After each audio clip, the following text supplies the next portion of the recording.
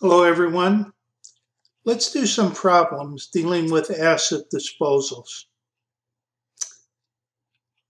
So far, the life cycle of a long-term asset is first to record the acquisition cost, then allocate the cost over the useful life.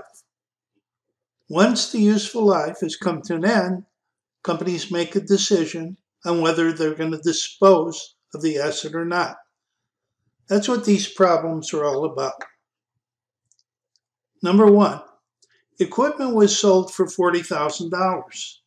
The equipment was originally purchased for $75,000. At the time of the sale, the equipment had accumulated depreciation of $50,000. Calculate the gain or loss to be recorded on the sale of the equipment. So our cost in this problem was $75,000. The accumulated depreciation at the time of the sale was $50,000. The book value then is the difference between the cost and accumulated depreciation, or $25,000. The selling price was $40,000. The book value, $25,000. So the gain that we record is $40,000 selling price minus the book value of $25,000 or $15,000. In the T account to the right, I would debit cash for $40,000. I would debit accumulated depreciation for $50,000. I would credit equipment for $75,000. And I would credit gain for $15,000. Now let me go through this real quick for you. We debit cash for $40,000 because that's the selling price. That's what we received. Anytime you have an asset increase, you debit it. The accumulated depreciation balance was a credit balance because it's a contra asset. It had a credit balance of $50,000. So if we're selling the equipment, we have to zero out the accumulated depreciation. So when we journalize this, we would debit accumulated depreciation to reduce the balance of accumulated depreciation to zero. Equipment had a debit balance of $75,000 because assets have a debit balance to them. When we sell the equipment, then we have to credit it to reduce the balance to zero. So at this point, because we've debited accumulated depreciation and credited equipment, there's no equipment balance left.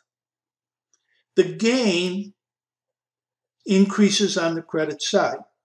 All gains increase on the credit side. So when we record the gain, we credit it. So for this transactions, our debits equal $90,000, $40,000 plus $50,000, and our credits equal $90,000, $75,000 plus $15,000. Debits equal credits. Now let's take a look at question 2. On January 1st, 2020, a company purchased a commercial truck for $48,000 and uses the straight line depreciation method. The truck has a useful life of 8 years and an estimated residual value of $8,000. On December 31st, 2022, the company sold the truck for $30,000. What amount of gain or loss should the company record on December 31st, 2022? We know what we sold the truck for. We need to calculate the book value of the truck so we can determine whether a loss or a gain on the sale takes place. To do that, we use straight line depreciation. The cost of the truck was $48,000. The residual value is $8,000. That means the depreciable cost is $40,000. In straight line depreciation, you take that depreciable cost and divide it by the life in years of 8 years. We get $5,000 for depreciation expense each year. Now we've used this truck for 3 years. Why 3 years? We used it all of 2020. We used it all of 2021. And we used it all of 2022. So we have 3 years depreciation on it. Multiplying 3 times the $5,000 of depreciation expense per year gives us an accumulated depreciation of $15,000. Now that we know the accumulated depreciation, we can determine the book value. The book value is the difference between the acquisition cost of $48,000 and the accumulated depreciation of $15,000, or $33,000. The selling price was $30,000. The book value is $33,000. We got less than our book value, so we take a loss on the sale of $3,000. Now let's look at the T accounts to the right. Equipment has a debit balance of $48,000 prior to the sale.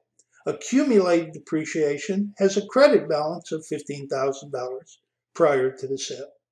Once we sell this, we debit cash for $30,000. We debit accumulated depreciation for $15,000 because we have to zero out that accumulated depreciation account because we're selling this asset. We credit equipment for $48,000 to zero out equipment. Then we debit loss for $3,000. Losses are always debited. Gains are credited, losses are debited. To finish this, our debits are cash for $30,000, accumulated depreciation for $15,000, and loss for $3,000. So you have $30,000 plus $15,000 plus $3,000, $48,000. Our credit is to equipment, $48,000. Debits equal credits. Number 3. On January 1st, 2021, Jacob purchased a commercial truck for $48,000. Uses the straight line method. The truck has a useful life of 8 years and an estimated residual value of $8,000. Same type of information that we had in the previous problem. Assume the truck was totaled, though, in an accident on December 31st, 2022. What amount of gain or loss should Jacob Inc. record on December 31st, 2022? So in this case, there is no selling price. The truck was totaled. So we have to determine what the book value at that point in time was. Again, the cost was $48,000. The residual value is $8,000. The depreciable cost then is $40,000. The life is 8 years. So the depreciation per year is $40,000 divided by 8, $5,000. Now, as far as years go, we had it all of 2021 and all of 2022. So we've had it for 2 years. The accumulated depreciation then is $5,000 depreciation expense a year times 2 years, $10,000. The book value then in this case is $48,000 minus the accumulated depreciation of $10,000 or $38,000. Our loss is going to be $38,000. Now, when we use the T accounts to record the transaction, we have to debit accumulated depreciation for $10,000 to get that off the books. We have to credit equipment for $48,000 to get that off the book. So we have a debit of 10 and a credit of 48. We need another debit of $38,000. That debit is the loss due to the totaling. When we're done, our debits equal 10,000 plus 38,000 or 48,000. Our credits 48,000. Debits equal credits. For problem 4, we basically have the same scenario. Again, January 1st, 2021, Jacob Inc. purchase a commercial truck for $48,000. Again, using straight line depreciation, the truck had a useful life of 8 years, estimated residual value of $8,000. Same information as before. On December 31st, 2022, the truck this time was exchanged for a new truck valued at $60,000. Jacob received a trade-in allowance of $35,000 on the exchange, with the remaining $25,000 paid in cash. What amount of gain or loss should Jacob record on December 31st, 2022? Okay, so in this case, what happens is we get a trade-in. The trade-in is $35,000. We have to match that trade-in against the book value to determine whether we have a gain or a loss. So again, to determine the book value, we take the cost of $48,000. We take the salvage value of $8,000. We get depreciable cost of $40,000. We divide this by the 8-year life. We get $5,000 depreciation per year. We have, in this case, 2 years, because January 2021, so we have it all of 2021 and all of 2022. So the accumulated depreciation is $5,000 depreciation a year times 2, $10,000. Our book value is going to be $48,000 original cost minus the accumulated depreciation of $10,000, $38,000.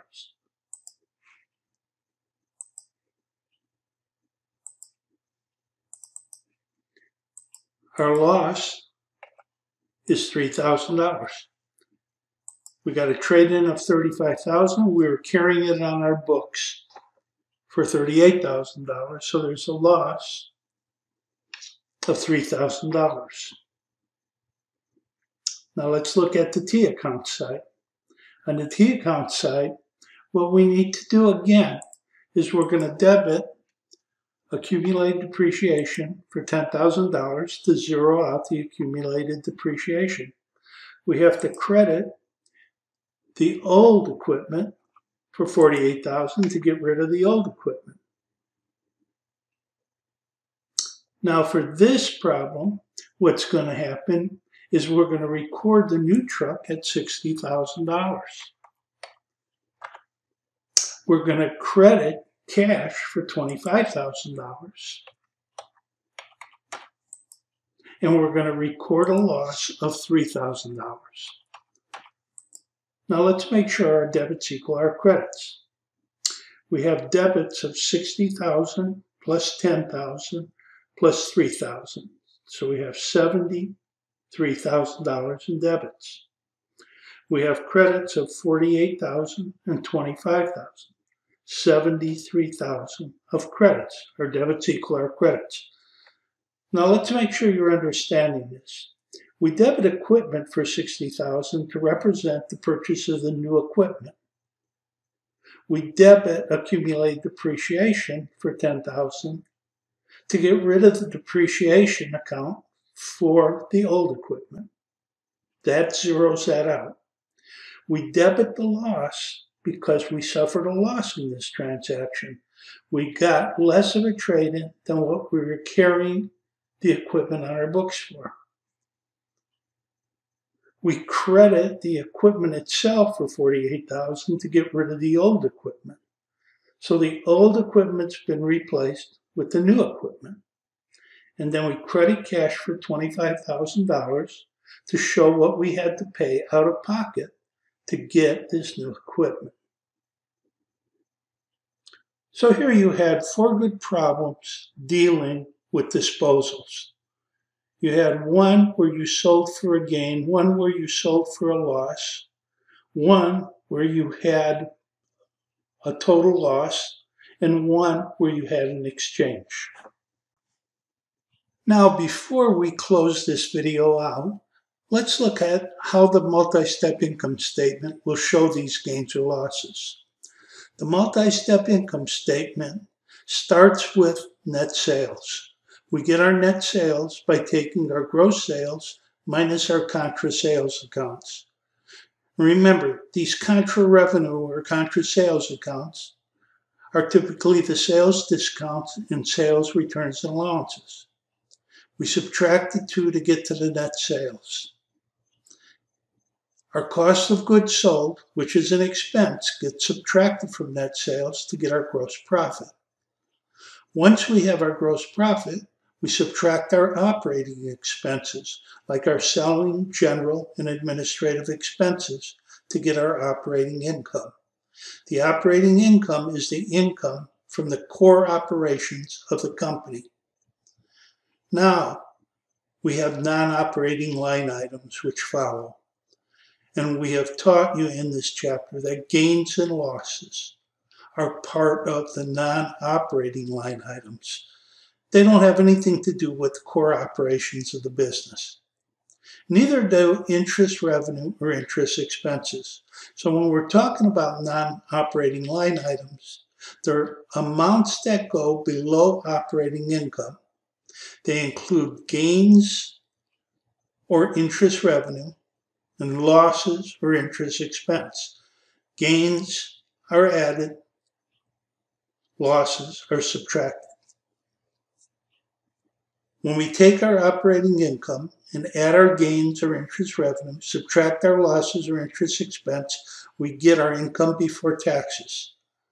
Then we multiply the tax rate by the income before taxes, and we get our net income or net loss. That's it for this video. Hope this helps. Good luck. Thank you for watching.